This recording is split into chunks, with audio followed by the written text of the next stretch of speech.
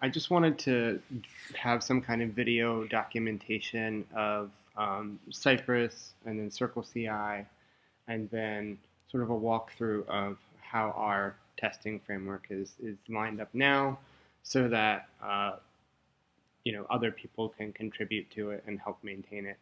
So I'm going to split it into 3 videos, and the first one is going to be mostly about Cypress and how Cypress works. I'll show you the repo that we're using for all the Cypress tests. And then in the second video, I'll focus more on Circle CI and how that works.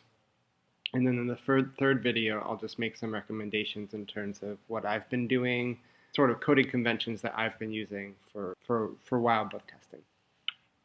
So this is the first video. The first video, I'm just going to introduce you to Cypress. So Cypress is a testing framework. It's a little bit like Selenium in the sense that it's all about sort of manipulating the UI, and you can have it click things and select different elements in the DOM. So it's very DOM focused, and it only operates within a browser. It makes a lot of claims that it's very different from Selenium, and I believe it, having no experience with Selenium. And it has some limitations in terms of, like, it's not an automation tool. It's only meant for being used on a browser, and it doesn't handle multiple tabs well or anything like that. So it's very specifically meant for integration testing on a browser. With that said, and I'll talk more about this in the third video, but there is some emphasis in terms of speeding up tests on not building up state in the UI when you can avoid it. So basically, if you can log in and use the username and password, programmatically making an HTTP request, then it says go ahead and do that instead of using the UI every single time to log in if you have lots of tests that depend on logging in, which, spoiler, most organizations, including us, do. Okay, so this is Cypress. So Cypress, you can install it using Node Package Manager, so you have to install npm first. But after you get npm all set up, then it's a really easy install. So our repo, it's not part of Wildbook, so I think it made sense to have it sort of as its independent repo. So that way, when Circle CI builds up this repo, it only has to worry about building Circle CI. It doesn't have to worry about managing Maven builds or anything like that. And in fact, when we did try to mix it with Wildbook more generally, it was confused and tried to use Maven to build and run all these Circle CI tests. So we decided just to separate it. So this repo only contains the Cypress tests. So you'll note that it's Jason H, right? His repo. If you want to start contributing to it, you would ask him to add you as a contributor. And then let's say we were to clone and download this. This is what the actual app would look like. So the syntax is pretty straightforward. It uses a lot of Mocha Chai syntax if you're familiar with those kinds of testing frameworks. So you'll see this prefix sci everywhere, sci.whatever, sci.whatever. The documentation on Cypress is actually really, really good if you just hit docs. It'll walk you through installing and writing your tests. It has a list of all kinds of commands that you can use. So it's definitely a quick learning curve, which is, again, one of the reasons I was so attracted to it in the first place, is because it's pretty easy to pick up. Okay. So within any individual spec, and there's a lot of recommendations out there to limit your TypeScript file, your JavaScript file, to testing one specific body of things. So let's say maybe one URL at a time. Okay, let's take a tour, shall we? Right. So this is the WildMe Cypress repo, and inside it you'll find a directory called Cypress, and inside that directory you will find a couple of subdirectories. The most important of which is integration. So this is where all of the actual tests are written. This actually has 3 subdirectories that I constructed. So this isn't something that's automatically generated. And I split it into different categories of tests. So the current Wildbook Live, so these tests will hit the current most up-to-date version of Wildbook. JSONP set up that URL for me. So these tests will all test that particular build. Then we have another set of tests that are specifically for the live version of Flukebook. So these all hit flukebook.org endpoints. And then I have tests for a local instance if you want to set up a local instance of Wildbook and just run local tests. So let's check out current Wildbook Live. I further broke down, and this was on the recommendation of people at Cypress, the tests into different spec files. Each spec file, right, is just a plain old JavaScript file. All of the syntax is JavaScript. And you'll notice some of the testing syntax is very similar to Mocha or Chai, if you're familiar with those testing frameworks. Okay, so within an individual spec file, again, this should sort of only address specific behaviors of maybe one specific URL. So for example, I have a login Spanish spec. So this all deals with logging in and then visiting a URL that has a language code Spanish, and then checking whether it's actually seeing Spanish words in that page and whether there are missing any nulls present on the DOM. Okay. So you'll notice that within a spec file, the tests are wrapped within a describe method. So the describe just generally describes what these tests, these series of tests are doing. I could probably be a little more descriptive with that. And each describe can contain sort of life cycle features like before each, before, after each, and after, which do exactly what they sound like they're going to do. So a before will do a couple of things before running all of these tests in series. And a before each will basically build up UI or do whatever you want it to do before each of these tests is run, rather than just once before the tests are run in series. So for example, I have a before right now that changes the base URL to the IP address that JSONP gave me for the most recent live version of Wildbook. And then it visits login.jsp language code Espanol. And then it actually it gets some local variables from sci.fixture, and I'll talk more about that later. But basically, it's getting my login credentials. Okay. So after it does this one time, it then runs these 3 tests. So each test has an it, right? That's the method. And then a description of what the test does, followed by a series of commands that actually implement the test. So our first test is it visits the landing page in Spanish and finds something in Spanish. After it has visited the language, the login in Spanish, you should see a word, participar, and this is just a test that says, okay, you should see that word. And if you don't see that word, the test will fail. Okay. Then you have another test that tries to log in on that page. So it finds those local variables, one of which is a username, one of which is a password, and logs in.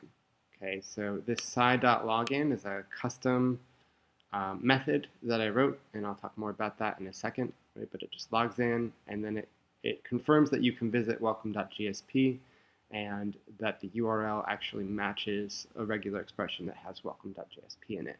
So if you try to visit welcome.jsp and you don't log in, it kicks you back to login.jsp. So you shouldn't ever be able to actually see welcome.jsp in the URL unless you're logged in. Okay, the final test is after you've logged in. You shouldn't be able to see any text that says the word null anywhere on the DOM.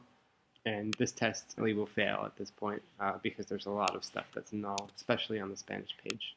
So two things that we should talk about are the custom methods and the fixtures. Okay, so fixtures are where all of the constants and variables and configuration variables and all of that live. So they're in a directory. This directory comes with a Cypress project when you install Cypress. But you can make your own JSON files here. So here are some local variables, my login and password, as well as a couple of encounter IDs some of the tests use. Okay, so in order to get access to these variables, you have to use sci.fixture,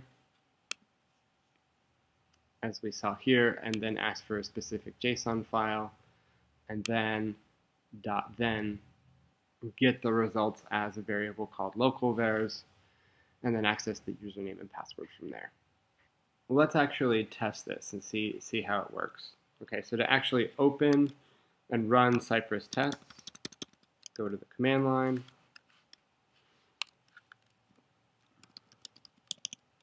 Within the repo, go to nodemodules.bin/Cypress and then type open. And locally, this will just launch a little Cypress app. Okay, and you'll see all of the tests from those three directories discussed earlier are available, and you can run them all, or you can run a specific subset. So let's go ahead and just run the login Spanish spec. So you just click on it, and it'll open a separate browser.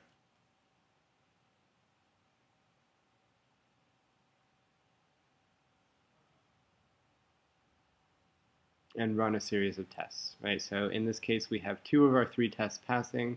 So it is able to visit the landing page and find something in Spanish. Okay, so it found participar, right? And it shows you where. So it actually has a really good user interface here. It highlights where on the DOM it finds things that it's supposed to find. And if you click, if it's like visiting new URLs or anything like that, it'll show you what those URLs look like. If you click on something, it'll show you what the DOM looks like both before and after the click.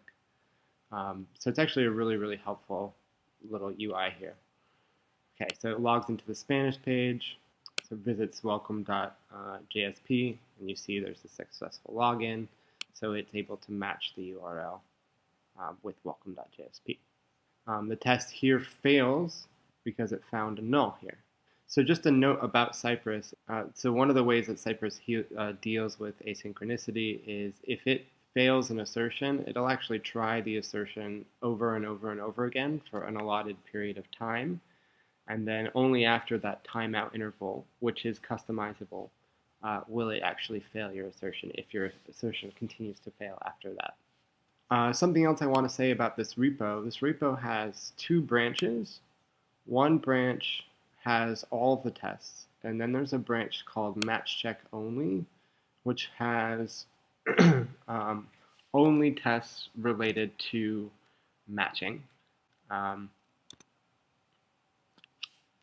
So we could actually run those tests right now, and I can show you what I mean by that. So it only has this matchcheck.spec or matchcheck_spec.js file, which looks like this.